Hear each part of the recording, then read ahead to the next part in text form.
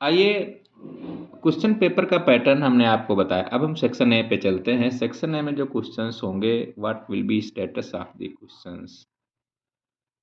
There will be 16 questions and all you have to attempt. उनमें से जो 12 होंगे मल्टीपल चॉइस क्वेश्चन होंगे, means only one will be correct out of given alternatives.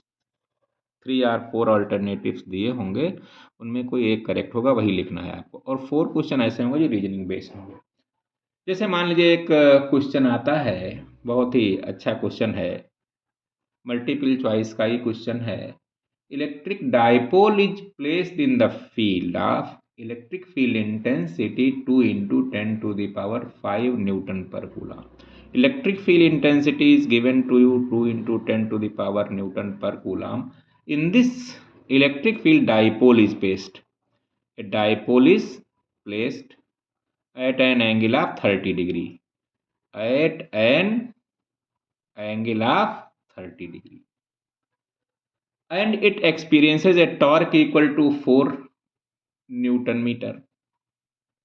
Charge on the dipole of dipole length 2 centimeter. Charge आपको क्या निकालना है? Charge on the dipole of dipole length 2 centimetre. देखिए, electric field is given, dipole is kept in this electric field at an angle 30 degree, और उस पर torque कितना लग रहा है।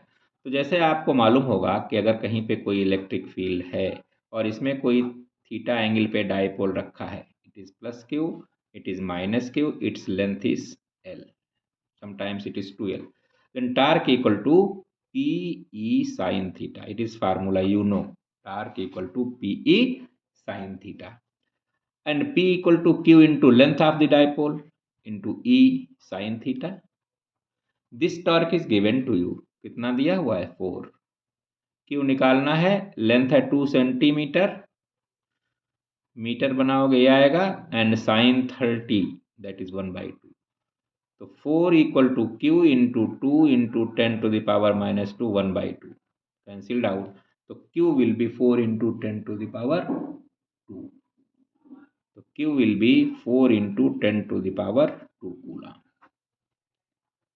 4 into 10 to the power 2 coulomb. This will be one of your answer.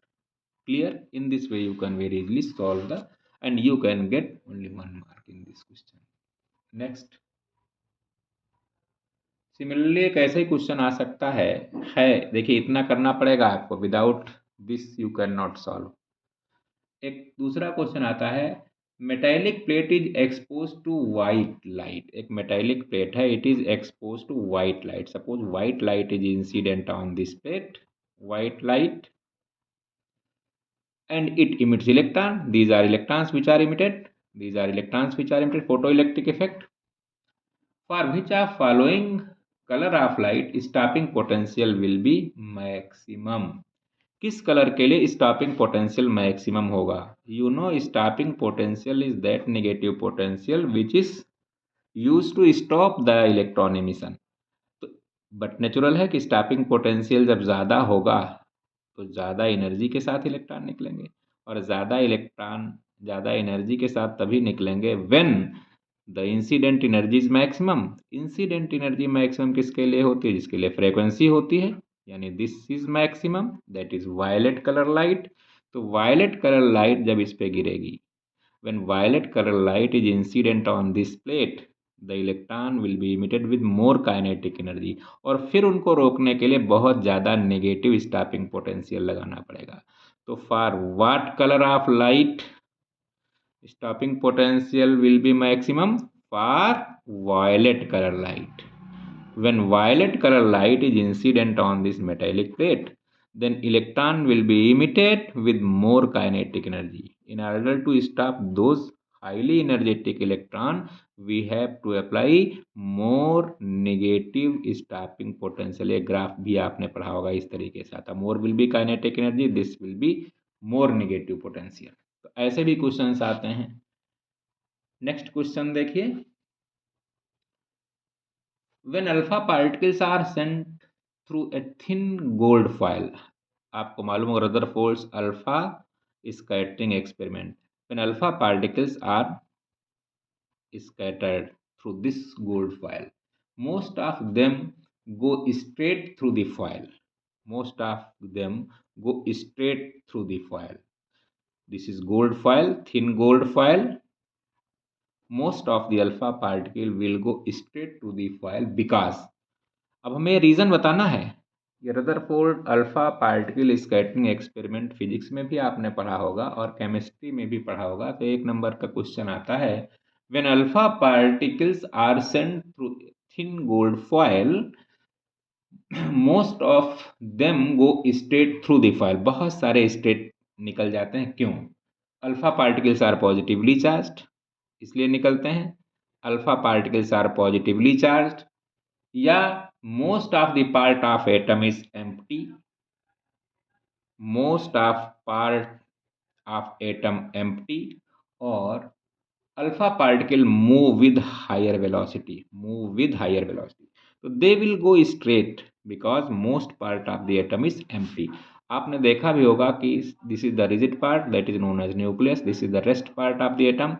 Those alpha particle will go come back 180 degree centigrade. और जो यहाँ से अल्फा पार्टिकल जाते हैं बहुत ज़्यादा स्कैटर हो जाते हैं, क्योंकि उनका एंगल ऑफ स्कैटरिंग ये होता है ऑलमोस्ट लाइक दैट. जो और दूर से जाते हैं वो कम एंगल पे स्कैटर होते हैं, ऑलमोस्ट 90. जो और दूर से जाते हैं वो ऑलमोस्ट स्ट्रेट निकल जाते हैं. It means most part of the atom is empty, इसीलिए वो अल्फा पार्टिकल सीधे निकल जाते हैं. But those alpha particles which are directly hitting the nuclei, that is known as the rigid part of the atom, come back at 100 degree. So this is the question, very important question, and it carry only 1 mark.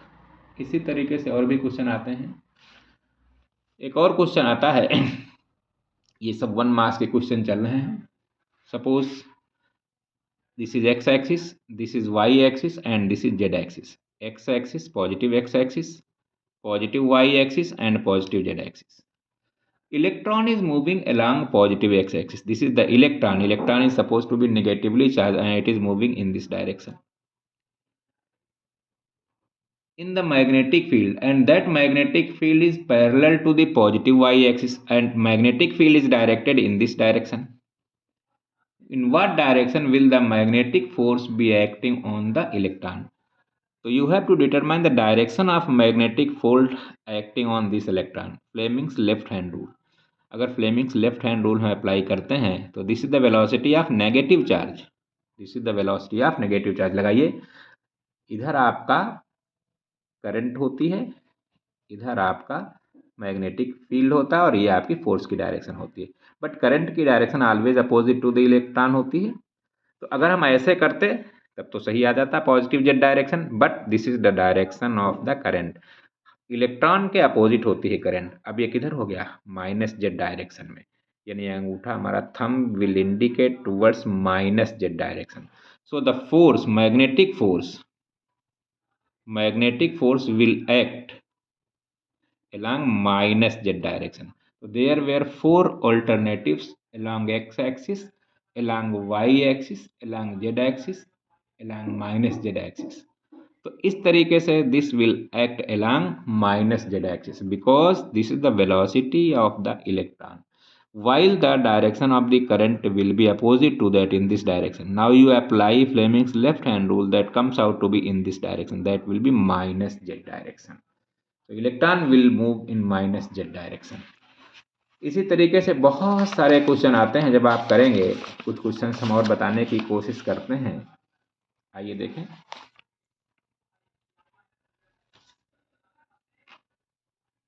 एक question आता है 1 mark के question में ही आता है, the relative magnetic permeability of a substance x is slightly less than unity. Relative permeability mu r is slightly less than 1 and the substance y is slightly more than 1. For next substance y, it is slightly more than 1. It is x substance, it is y substance. You have to recognize about the nature of the substance. आपने पढ़ा होगा magnetism में paramagnetic, diamagnetic, ferromagnetic. तो substance X is having relative permeability less than 1, slightly less than 1, and another substance Y is having relative permeability slightly more than 1. So you have to recognize which one is paramagnetic, diamagnetic or ferromagnetic. So it means you have to apply ये diamagnetic होगा because it has only unique characteristics. It is slightly less than 1. Relative permeability is less than 1. It means it will always be diamagnetic. While if it is having slightly more than 1, it will be paramagnetic because magnetic moment will be in the direction of the magnetic field. और बहुत ज़्यादा अगर होता म्यूस 1 से बहुत ज़्यादा होता तो फेरोमैग्नेटिक हो जाता। तो substance X is diamagnetic and substance Y is paramagnetic. इसी तरीके से mu r equal to 1 plus chi में भी कह सकते हैं। ये नेगेटिव होता है किसके लिए? डायामैग्नेटिक के लिए, तभी इसकी वैल्यू 1 से कम आती है। ये पॉजिटिव होता है पैरामैग्नेटिक के लिए, तो इसके लिए इसीलिए 1 से थोड़ी ज़्यादा हो गई। और फेरो के लिए बहुत ज़्यादा होता है, तो फेरो के लिए रिलेटिव परमेबिलिटी बहुत ज़्यादा होती है। बहुत अच्छा क्वेश्चन था ये। यहाँ पे था कि there are two substances X and Y whose relative permeability is slightly less than 1 and for this slightly more than 1, which one is paramagnetic, which one is diamagnetic. चार अल्टरनेटिव दिए थे, X is paramagnetic, Y is ferromagnetic, X is diamagnetic, Y is ferromagnetic, X and Y both are paramagnetic, X is diamagnetic and Y is paramagnetic। तो जो alternative इसमें है वही सही है आपका, ठीक है। इसी तरीके से और भी क्वेश्चन आते हैं। अब एक क्वेश्चन आता है conversion of ammeter into galvanometer into ammeter. Ammeter of resistance 0.81 ohm reads up to 1 ampere. The value of the required shunt to increase the range to 10 ampere. How you convert galvanometer into ammeter? आप उसके resistance को क्या कर देते हैं, एक shunt लगा देते हैं पैरेलल में, एमीटर बन जाता है। तो if this is shunt, shunt means low resistance wire, it is low resistance wire connected in parallel to galvanometer will convert galvanometer into ammeter।